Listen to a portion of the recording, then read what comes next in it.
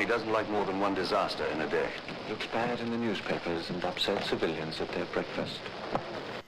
I'm Bill Bupert, retired Army officer and irregular warfare practitioner and scholar. Welcome to Chasing Ghosts, an irregular warfare podcast, the show that examines the mythos, lost history, bad thinking, martial malpractice, and government incompetence that informs so much of irregular warfare.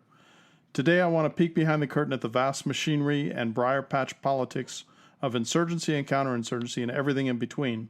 Now, let's go ghost hunting together. Hello, this is Bill, and welcome to Chasing Ghost, an irregular warfare podcast. This is episode 068, The Military Drone Revolution, Make All Flesh Forfeit. Now, before we get started, of course, maybe a few moments of housekeeping and administrative stuff. I have been trying to, through the good works of Chris Williams and Podsworth, taking every episode in both Chasing Ghost and War Notes and running it through his magic box to make my audio quality that much better.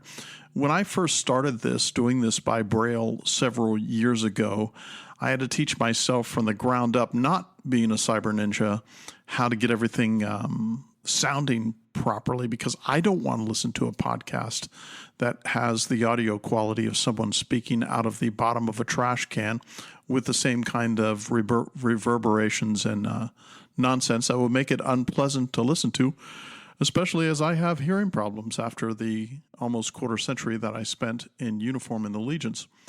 So I've taken the effort with Chris Williams to make that better. Let me know, I'd like feedback, no pun intended, on what you think of all the episodes that I've run through his magic box and made better. Let me know. You will also note that the frequency with which I have been issuing these podcast episodes has not been up to snuff of what it usually was, especially with the advent of the results of the election last year, in which I quickly put together my War Notes podcast and made my Fixing Fight Club series as a call to action for the new administration in the Pentagon to do the right thing and right the ship and keep us from crashing into the shoals of bureaucratic incompetence and labyrinthine decision-making that has informed so much of American war-making since the end of the war to save Joseph Stalin in 1945.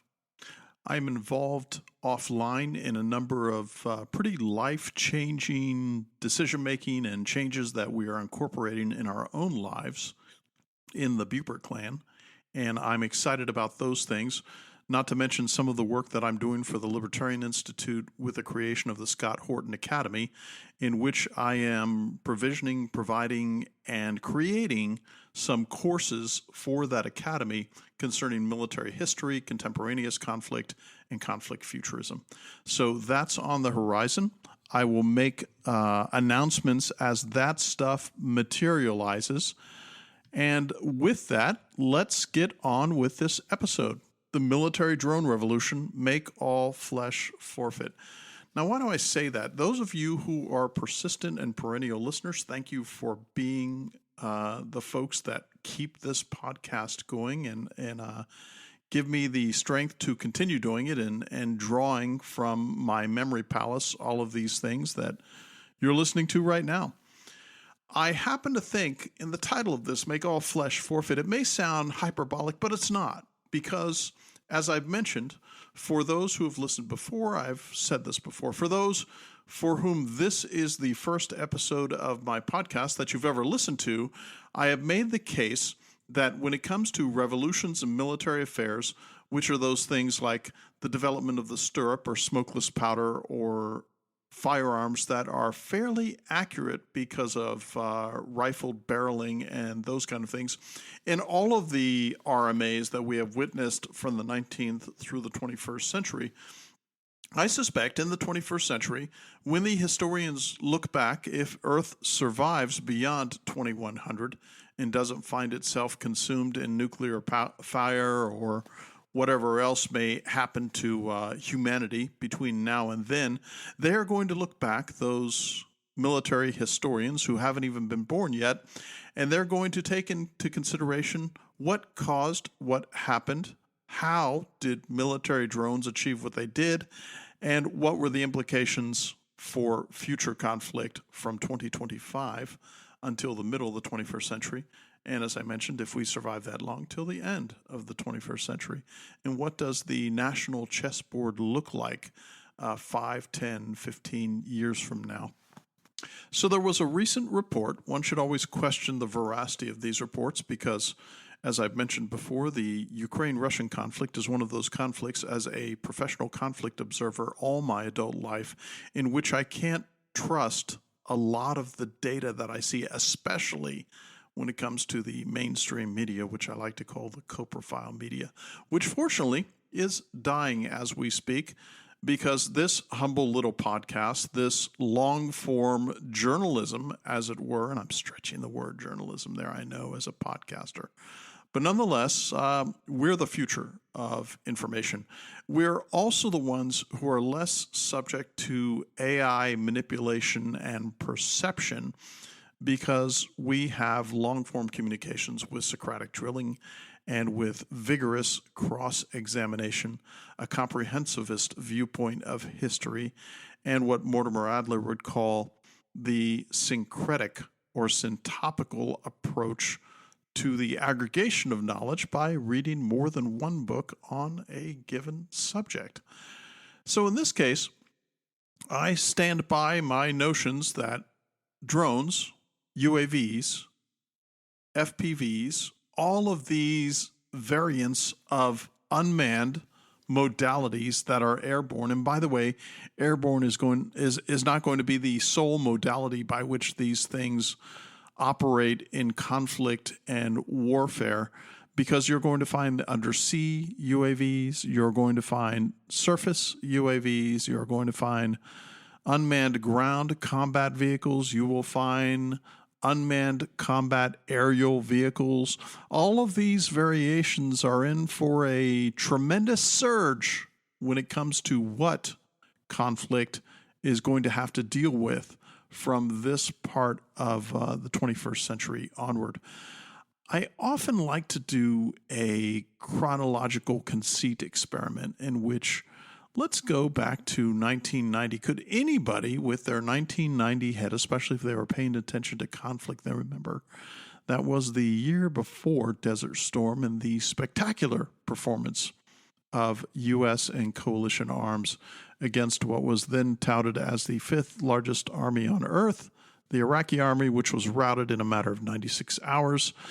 And then at the conclusion of Desert Storm in 1991, the world, especially the West, was ecstatic. It could be the end of history. It could be the end of war as we know it. It could be that kind of superiority, dominance, and supremacy of American arms that would ensure that the world was safe. Well, that's not the case, isn't it? Remember, this was the same era in the 1990s in which Bill Gates would say things like the internet is simply a fad and that fax machines are the future. We would have folks say time and again that, well, it's going to be exoskeletons and the kind of robotic frames in which one could put a meat bag like a human being to give them the ability to run as bionic men, or what Starship Troopers would envision as the soldier and the infantryman in his combat exoskeleton who would be able to perform all of these exquisite kinds of things. And then the turn of the 21st century comes, and then the internet takes over the world. The internet changes the way the world not only sees itself, manipulates information, divines information, arrives at conclusions, but it fundamentally changes the way wars are fought planet-wide. Fast forward to 2020, and we have the kerfuffle between Azerbaijan and Armenia, which in the fall of 2020, at Nagorno-Karabakh, on that tiny part of a map, on a relatively tiny part of the Eurasian Peninsula compared to the rest of the world, you have drones making their debut as a major player in a conflict between two competitors.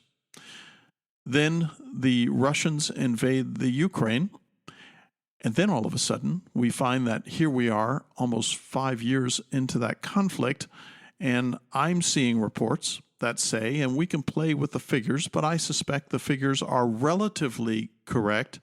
80% of all casualties, both KIA and wounded in action in the Ukraine, at Ukrainian hands or at Russian hands, are due to UAVs. We've all seen the mountain of video evidence that is out there of the atomistic use of first-person vehicle drones and UASs and drones to take out a single fighter, a single infantryman. It isn't confined to that, because we've also seen all of those videos where, I remember one that I saw recently, I think I mentioned it in another episode, where it appeared to be a Ukrainian infantry fighting vehicle. The FPV, you could tell that it was from its viewpoint because it was a little shaky camera, was waiting for the ramp to come down. Once the ramp came down and the Squad Minus was about to disembark from said vehicle, it went in there and exploded. Now, mind you, when you explode things within confined space, it causes even more visceral and morbid damage to human bodies, giving them the consistency of gummy bears, for instance, if you look at what artillery or tank munitions have done to humans who are confined to a small space. I happen to think that these reports are correct. I happen to think that the U.S. and the West, when it comes to affordable mass, which is, of course, the bureaucratic term that the United States would employ to describe their new suite of weapon systems that they would develop so that they could compete with these drones. And let's remember, when you look at affordable mass from the U.S. perspective and you look at some of the offerings and solicitations for the DoD to develop these from the ground up, you're looking at costs maybe $250,000. Sometimes they're flirting with $100,000. And this is in the face of both the Ukrainians and the Russians developing cardboard drones that are capable of the loft to bring grenade munitions aloft and point them in a given direction and direct them onto a given target for less than $3,000. Because as Joseph Stalin informed us, quantity has a quality all of its own, and that's what the Ukrainians have discovered, much to their chagrin. Now, in the past, you have heard me voice disgust and dismay at the Defense Advanced Research Projects Agency, DARPA, which is supposed to be the Area 51 and Skunk Works for developing extraordinary weapons, systems, effectors, sensors that would allow the U.S. to maintain its alleged supremacy and efficacy on the battlefield. I am a severe skeptic, as anybody who has listened to this podcast, especially from the first episode to this one. But I'm also skeptical of this organization called the RAND Corporation. The RAND Corporation was developed way back when, decades ago, to be a research organization that not only would pay attention to military matters, but other matters, but it spends a lot of time with its $500 million budget plus giving out these authoritative and bespoke research publications. I would urge you, if you get a chance, I'll put it in the show notes, to go to the RAND Corporation. They're really good about PDFs. They're really good about getting these kind of things electronically. So I would urge you, if you get the opportunity, to go there and explore and look around and see what they have to say. So I am skeptical of the conflict futurism in the DoD and the Pentagon and all of the proliferating defense intelligentsia Klingons that are around the Mordor on the Potomac defense industrial complex. So I thought, why don't I step back? I'll board my Wayback Machine here in the bunker, and I'll go back to 2015. And I'll examine what the RAND Corporation was saying about armed drones in 2015. And then I come across this page, and I'll put this in the show notes, and it reads 3 myths about armed drones. Armed drone myth number 1. They will transform how war is waged globally. Armed drone myth number 2. It's counterproductive to develop international norms. Armed drone myth number 3. Global proliferation demands blanket restrictions on sales. Now, mind you, I look at all of these and I think to myself, okay, well, you can have all the armed proliferation treaties and all of those things in place that you want, but it doesn't mean that once two or more protagonist and antagonist start to cross that line into war and bloody conflict, that they're going to pay attention to that kind of thing. In the armed drone myth number 1, they will transform how war is waged globally. One thing that it says is, even if interested in armed drones, it is not likely that terrorists would be able to develop more than a limited capacity to use them effectively. This is also true in terms of adapting armed drones to deliver WMD, since the challenges are magnified while the benefits relative to other means of delivery are questionable. It is noteworthy that outside Hezbollah, which is more a mini-army than a classic terrorist group, terrorists in general have not taken serious steps to acquire these systems. While unsuccessful in attacks against Israel, Hezbollah reportedly used drones to destroy al-Qaeda-affiliated Nusra Front targets along Lebanon's border with Syria. The benefits and limits of long-range armed drones suggest they offer their users significant capabilities, but are only transformative in rare circumstances. All of this is so bloody wrong because we know that since 2015, that was only a decade ago, mind you, everything that I just read you is poppycock. Armed drone myth number 2, it's counterproductive to develop international norms. Quote, an opportunity exists to replace potentially risky precedents in using long-range armed drones with international norms to decrease their misuse by others. A proactive approach to setting international norms could help the Obama administration, remember this was drafted in 2015, defuse domestic and international opposition to military operations where they are needed. The administration's new export policy for military unmanned aerial systems sets standards for exporting and using armed drones. The policy promises to work with other countries to adopt similar standards. Once again, it's the wish casting and dream framing, especially of that administration, which the following year would drop 26,000 bombs and precision-guided munitions on Syria, Iraq, and Afghanistan during that time. Again, the wish casting. And then we have armed drone myth number 3. Global proliferation demands blanket restrictions on sales. And it reads, I quote, and there are good reasons for potentially selling them to allies and partners to make these countries more effective in their fight against terrorist groups. In cases of any sale, the United States could make it a condition that the systems will be used only in accordance with the laws of war. The transfer of armed drones should be viewed in a similar way to U.S. sales of aircraft and whether they will contribute to or undermine regional stability. End of quote. Again, wish casting. I note that the transfer of armed drones should be viewed in a similar way to U.S. sales of aircraft. No one wants U.S. drone technology.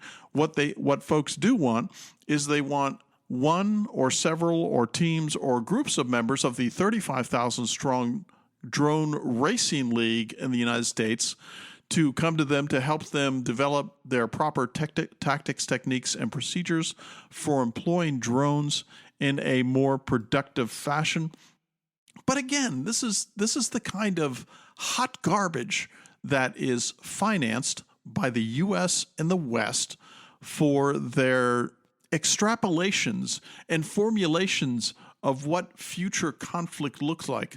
And I need to say this if I haven't said it explicitly before. One of the key jobs of having a conflict futurist cell in your organization, if you're in the defense community, whether it's the DoD or whatever the case may be. As a matter of fact, there just so happened to be a futures command in the U.S. Armed Forces that was a disaster for the most part, because it was bureaucratically captured and would only say those things that wouldn't send the flag officers, whether admirals or generals, to the fainting couches because they were so busy fighting last year's wars. I would also draw your attention to a video, and I would ask you to look it up. As a matter of fact, I'll put it in the show notes. Slaughterbots is a 2017 arms control advocacy video presenting a dramatized near-future scenario where swarms of inexpensive micro-drones using artificial intelligence and facial recognition software to assassinate political opponents based on pre-programmed criteria would all of a sudden find themselves the preternatural threat against not only the political class, but we would also see it, if I recall, in one of the Marvel movies where all of a sudden the superheroes that were in the Marvels movie started to become or be attracted to evil in a fashion in which all of the resources that they had would be focused on eliminating through pre-crime data those people who potentially had the ability to do woeful and wrongful things to their fellow human beings. A sequel to that, called Slaughterbots If Human Kill, in 2021, that one presented additional hypothetical scenarios of attacks on civilians and again called on the UN to ban autonomous weapons that target people. I don't know how that could possibly be effective. And by the way, you're whistling past the graveyard because it is impossible to take drone technology today and park that back in Pandora's box and lock it up so that it could never be employed by a single combatant on planet Earth for the remainder of this century. That is impossible. So I've set the stage. This is much like those aspirants out there who say, well, we need to make nuclear weapons either prohibitively expensive or prohibit them altogether, because if we were to do that, then it would solve that problem. We could click our red ruby slippers and that problem would go away and nobody would ever have to fear nuclear weapons again. That is not how revolutions and military affairs work.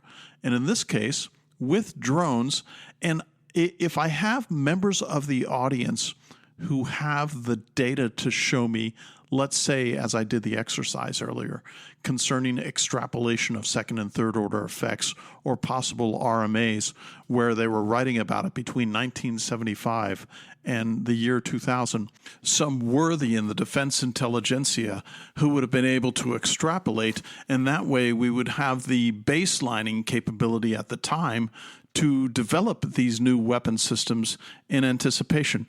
Now, mind you, other RMAs have occurred.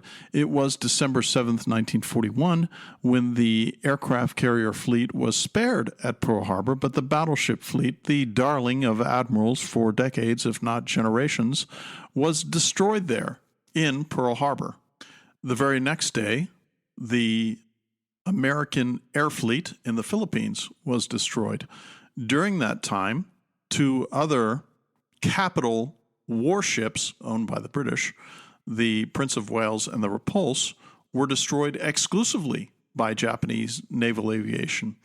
And they were done. It was done in a fashion in which no other ships were involved except for Japanese naval aviation.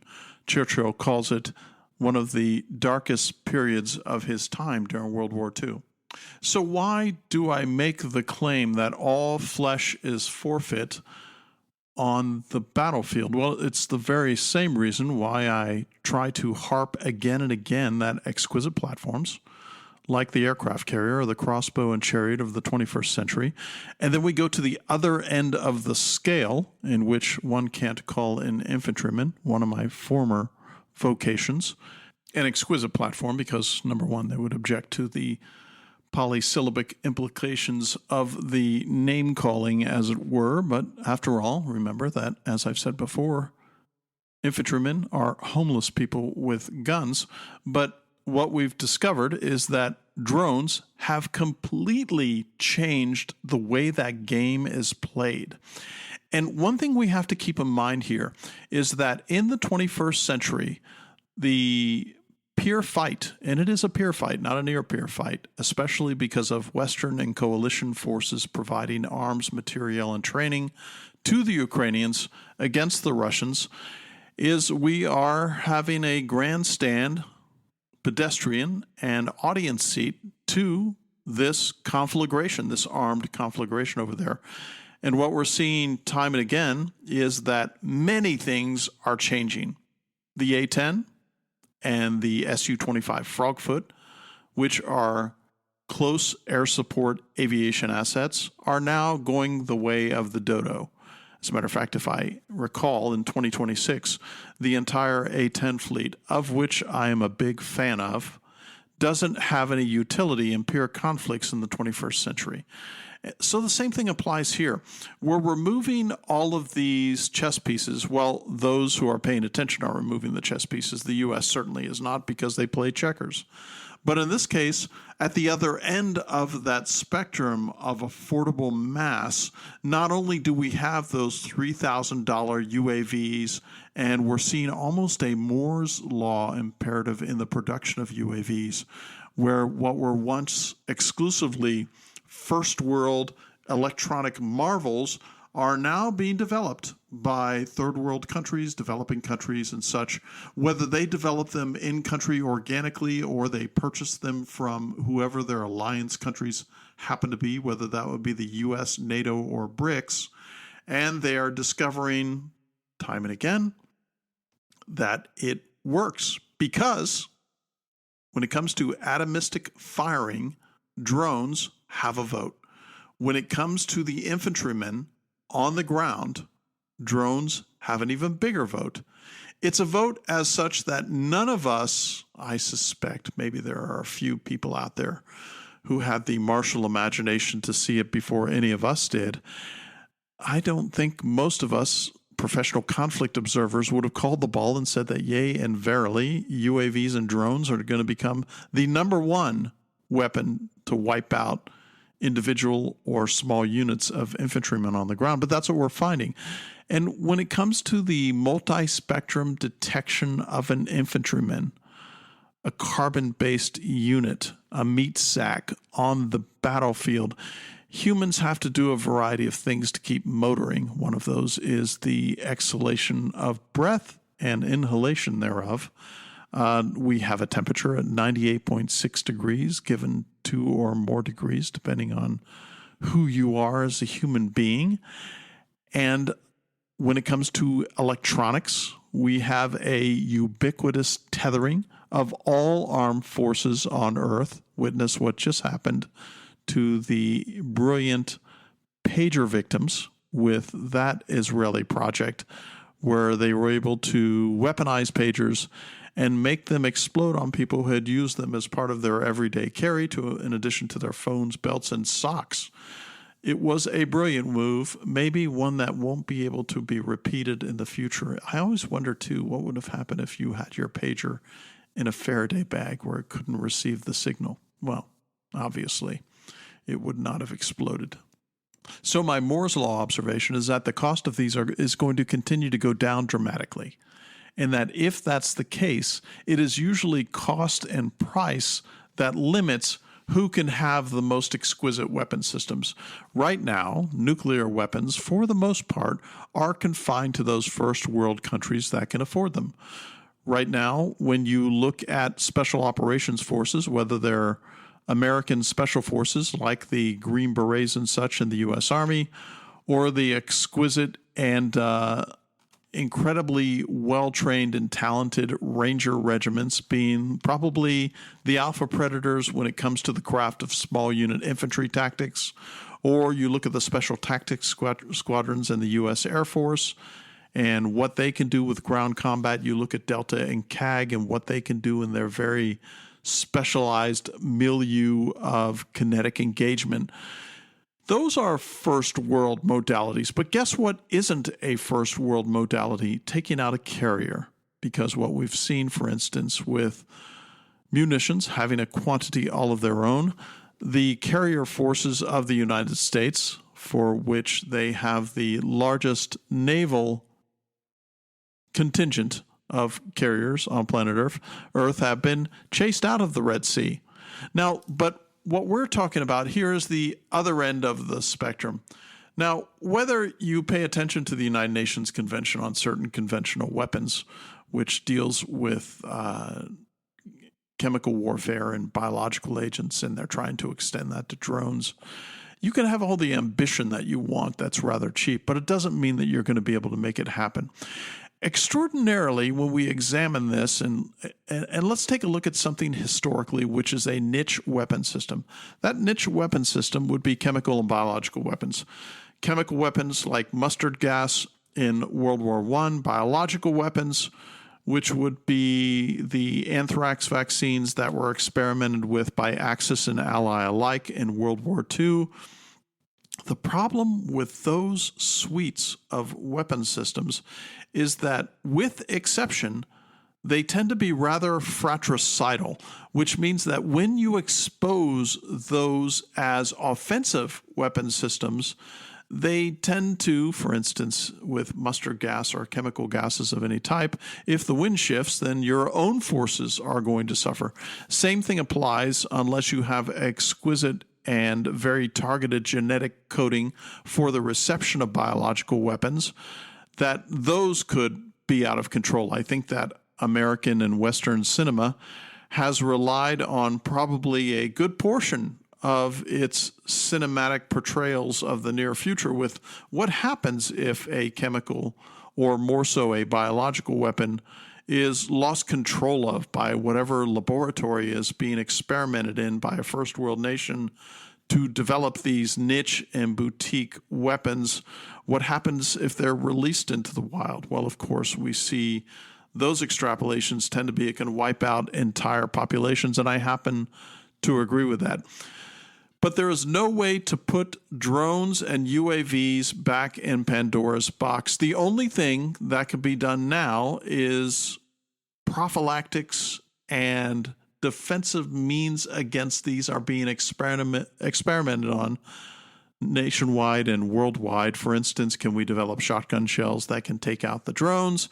Can we develop jamming mechanisms in which the drone frequencies that they are relying upon can be jammed in a sense where they will just either stop rotating, or in this case, rotating meaning the four corners or more of the quadcopters and such that seem to be very popular along with the winged modalities, whether jet, which is a minority, or propeller driven, especially for those that weigh less than 200 pounds.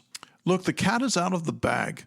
There is no way to stop third world and developing countries from either acquiring this technology and advancing upon it organically, or getting it from whatever alliance structures or supporting financial structures are giving them the means to continue their conflicts, whether it is intrastate in a civil war or in a war with a contiguous nation state, or one that just happens to be a little bit farther away. So one can look at revolutions and military affairs, and you can ask yourself this simple question: has this kind of technology instantiated itself in the past, where it showed that there was an equilibration, a democratization, a leveling of the ability between not so wealthy countries, or not wealthy countries at all, to hold first world national militaries not only at bay, but to deter them and defer them in such a way that they are an existential threat to those first world nations that are exporting violence via military means into these countries.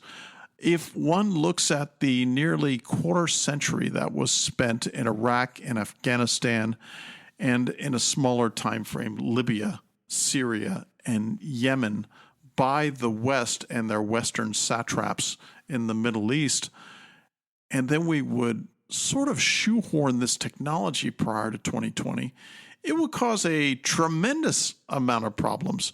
I suspect that if right now in the year 2025, somehow in a new timeline in which 2001 and 9/11 never happened, and that all of a sudden Afghanistan, Iraq, Libya, Syria, Yemen, or any of those is attacked right now for some casus belli by the United States or coalition forces or Russia, would be subject to drone warfare that would tip the balance to that nation that was fighting the first world military invasion.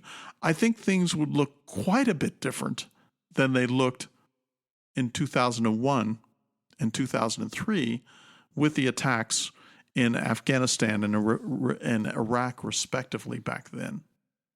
So is the use of very cheap directed drone warfare, is it a revolution in military affairs? There is no doubt in my mind. Is it an existential threat to the exquisite platform-centric technological complex that is first world militaries? Absolutely. Does the U.S. and the West have the means to fight this? Well, they can certainly think they have the means to fight it.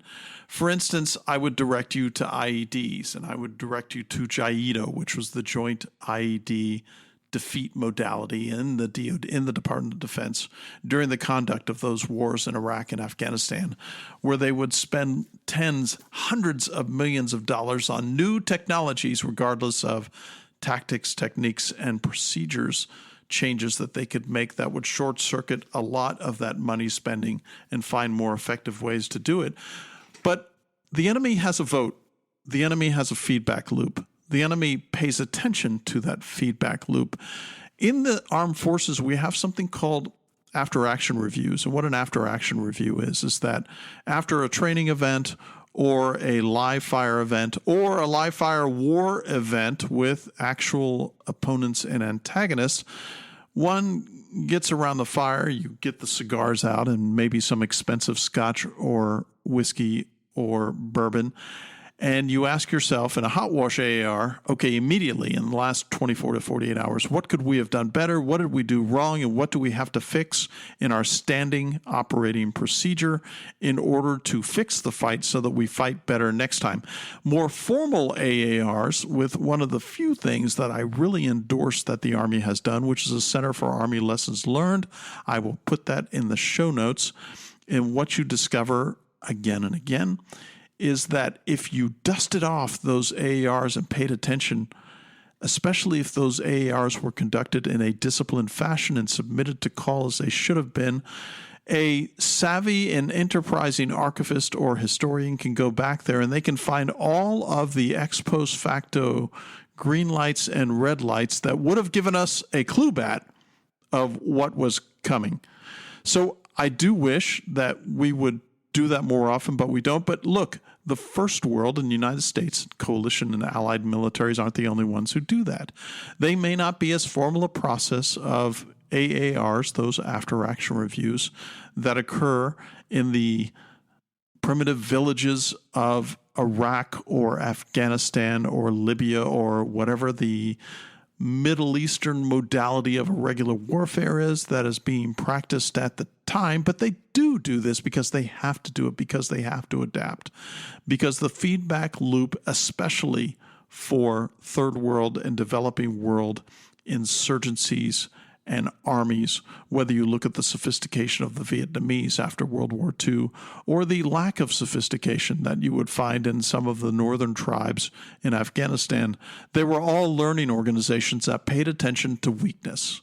Because for time immemorial, when the insurgent and the aboriginal or the indigenous fighters who are defending themselves against an externalized invasion that visits their land, they find again and again they cannot stand and fight against conventional militaries. What they have to do is conduct raids, they conduct ambushes. They fight until they can't fight any longer without taking an unnecessary risk and reducing their numbers significantly, and they fade away. Well, I think to a certain extent, that's what we're going to see here.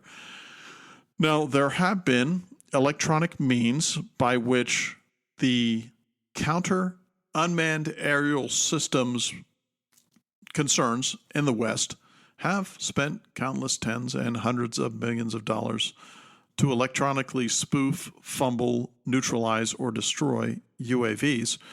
What has been the response? Well, the response, for one, has been literally hundreds, if not thousands, of kilometers of very thin fiber optic wire that is festooning and draping trees throughout the eastern third of the Ukraine, so that when these drones were aloft, instead of being electronically tethered in a Wi-Fi, Bluetooth, or unwired way to their operators, they would have these very thin fiber optic lines so that they could not be spoofed or neutralized on the electromagnetic spectrum.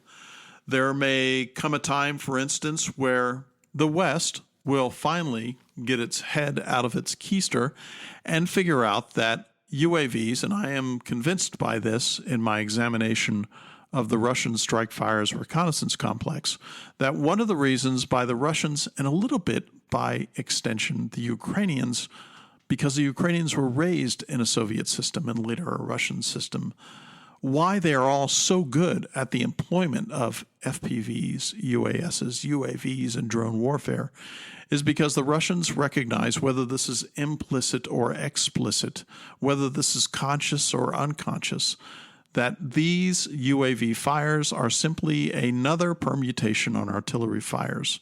And artillery fires, unlike the West, which is air-centric, artillery fires have always been the center of gravity for Russian arms at the tactical, operational, and strategic level. And I think that they know intuitively in their bones that here they have yet again a munition, a loitering munition, that if combined into all their strike fires planning and coordination can be synchronized in a fashion where they achieve that metal on target in a certain period of time in an accurate fashion so that they can ameliorate the threat before them in both a hasty and a deliberate fashion. The distinction between those two is that hasty is where it's rather unplanned. Deliberate is where you have target registration points of what you're going to hit. Most likely they are going to be there because they just don't happen to be vehicles, or they happen to be vehicles that are on unimproved and primitive roads, which tend to travel universally below 30 kilometers an hour. Drones are also proving out that when it comes to the calculus of, again, I'm always banging the drum on exquisite platforms, and the fact that manned tanks, manned aircraft, aircraft carriers, surface navies by extension, and all of these things deserve stringent and unwavering examination in a very hostile way to determine just how efficacious they are.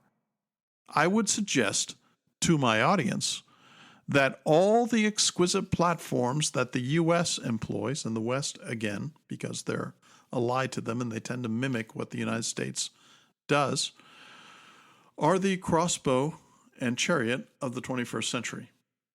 America boasts the finest, most exquisite, and most expensive paper tiger in the history of warfare, with a 20th century military complex that is employed now that is not fit for purpose for 21st century peer combat. We are experiencing, as a result of the Ukraine and Israel, a severe depletion in magazines and larders for missiles, for instance, even for dumb rounds for 105 and 155 millimeter artillery weapons and such. What we're experiencing is a refusal for the DoD and the U.S. military complex to, I don't know if it's exaggerated to say they take it seriously. I just think that bureaucracies tend to prioritize things in a way that is 10 years behind what the bleeding edge of present thinking and permutations are dictating on the battlefield, and they will build things that are entirely inappropriate to what the future portends they will be employed for in the battlefield of the future. The title of this episode is All Flesh or Our Forfeit. What I mean by that is that it is impossible right now on a peer conflict battlefield to guarantee the survivability of a single human being that is targeted by a force that has the ubiquitous access to a lot of drones, has access to a communications and synchronization network to target those meat sacks on the battlefield, and that atomistically there is no such thing as an opportunity above ground for the infantrymen to be safe anymore. Now, I went into this in far more depth in episode 013 of War Notes, entitled End of an Era, the Infantry Folds Its Colors. So if you're interested in an extended conversation about that, I get the hand receipts and details out in a far larger explanatory framework than I want to do for this particular podcast episode. But I'd like to make it clear that there's been no other time, let's confine ourselves to U.S. military history, in which the infantryman at the retail level was not only available and subject to targeting, but where I would consider it an existential threat in these times on the pure battlefield to assume that the infantryman, no matter what size, it could be the fire team, the squad, the platoon, the company, or all the way up to the brigade and regimental and divisional echelonments, that they would not be subject to an extermination campaign, because that's what this turns into. Because if I can kill, as I mentioned earlier, $3,000 UAVs that are made of cardboard in the Ukraine, if I can kill an individual soldier for $3,000 and I've got sufficient assets to do so, most peer armies, and I would suggest to you if they are more limited in number, because it is a neo-colonial counterinsurgency campaign, that insurgency is going to find a way to deliver that means so that they can take out infantry soldiers and foot soldiers in detail. So look, I've made my case, I think, that the threat is real, that drones may be the most significant revolution in military affairs in generations that the U.S. and the West faces, and that unless they really take this seriously and find a way to ameliorate this threat, which I don't see forthcoming on the horizon, the ability of America to project military power in a palpable fashion that doesn't cost much more blood and treasure than it has in the past, that may be a moot point.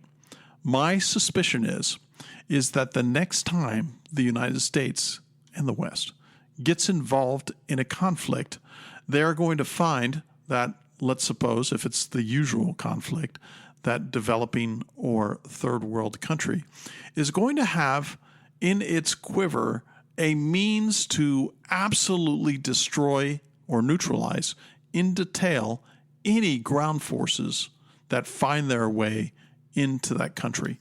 This concerns me greatly because when I look, for instance, at all the saber rattling that is going on now concerning Yemen, and for various reasons of which we don't have to go into right now, if one looks at Yemen, and I did cover this in another episode where I talked about just how bad that's going to be, episode 61, The Mountains of Madness, Military Defeat and Terrain, Part 1, and then I did also Part 2, which was episode 67, where I tackled this Yemen problem, for instance. In short, the 1/3 of Western Yemen that is where the Houthi headquarter themselves, as it were, is extraordinarily mountainous, and mountainous terrain is extraordinarily difficult to best, not only with infantry forces less the drone threat, but combine the drone threat, and I think that things would be significantly worse for the invading forces. So what is to be done? Remember that I'm not on the Christmas card list nor the cocktail party circuit for the Aircraft Carrier Industrial Association or the irregular warfare modalities that are peppered throughout the service academies and the DoD, including the massive irregular warfare consortium that they've developed, nor am I privy to the folks who are dictating in the office of the Secretary of Defense how these matters should be handled, because I am persona non grata there, because I am a cointra and not a coindanista, because I don't subscribe to those who think that Western counterinsurgency has any efficacy whatsoever. And I happen to subscribe not only to that, but thinking that every time that America and the West does get involved in counterinsurgency efforts, for instance, and irregular warfare efforts by extension, that when that happens, things are much worse on the other end than they were before America began in the first place. So my first suggestion to those in the DoD who may be listening, or those who have access to folks who may be on the cocktail circuit, of course, is that if you don't get involved in these conflicts in the first place, you don't have these problems. If you pay attention to defending your own country instead of always looking for dragons to slay overseas, whether it's the Atlantic or the Pacific, you tend not to run into these problems and have to address them. But let's suppose that habitude of the last 150 years can't be struck, in that America and the West continues their neo-colonial rake stomping planet-wide. What's to be done with the drone threat? Number one, if you're not in emissions condition zero, which is the fact that if you were to have a human on the ground, this is especially a problem for ships at sea, especially combat surface ships. But if you are not at zero emissions as far as your radio frequencies and your electronic signatures and such, then you will be found out on the battlefield. Your flesh will be forfeit. And I suspect with the measures and signals intelligence apparatus and what they've been able to expand upon, that thermal signatures of human beings, virtual breathalyzer events that would take place on the ground to detect the breathing of human beings. Maybe they would find other ways to detect human presence. It wouldn't be hard when it comes to detecting human beings being there if you weren't to look on the electromagnetic spectrum to find other things that are habits of the habit-bound creatures that are human beings, where if one paid enough attention by just observing through intelligence, surveillance, and reconnaissance, maybe you could find other ways of where they are. A consistent movement along a certain supply route, or consistent movements along supply routes that appear to be random at first, but over time that randomness starts to disappear. So you could find ways to detect human beings that way. That is something that has to be tackled. The other thing that has to be tackled is AI has been democratized. AI, or artificial intelligence, has become incredibly cheap. Now, while it has its foibles and pitfalls as far as its use on the battlefield, there's no doubt whatsoever. What it does do is AI reduces the analytical timeline so that it doesn't take one as long, once trained properly, for that AI to really compress and reduce the amount of time it takes for that menu of decisions to display itself, so that those at the tactical, operational, and strategic level can do their targeting in a much more timely fashion. I'm going to start to read a book. I know I'm a geek. I'm rather excited about it. It's a book called Fighting by Minutes, Time, and the Art of War by Robert R. Leonhard. And what he basically says in here is that time is the primary dimension in war, and that to win, the warrior must fight by minutes. From his experience as an infantry officer and war planner, Leonhard lays out the important time dimensions of warfighting: duration, frequency, sequence, and opportunity. He shows how the great captains of history turned the enemy's time flanks, preempted defenses, or manipulated the frequency of operations to their advantage. I'm going to do an entire episode that will be a review and discussion of this rather arcane book, but I think it's so important right now to take these things into consideration, because one of the Manhattan projects for the future is, how do we take time compression modalities? How do we reduce or eliminate the human in the loop so that in this battle of reducing the amount of time for reaction in an effective and accurate, rational fashion in the war of leakers, that is the salvo competition of missiles, for instance, that army, whether it's from the third world or the first world, that sort of wickers together a solution to this wicked problem is the one that will prevail. Well, mind you, they will prevail in that first conflict. But as I've counseled you again and again, war and conflict is one of those feedback cycles, and those who are paying attention to what happened, whether defeat or victory, they are going to be far more prepared for the next conflict if, in a red teaming and contrarian fashion, they examine not only where they succeeded, but where they failed, and they address that in a fundamental fashion, which is something that the American DoD has proved itself practically incapable of.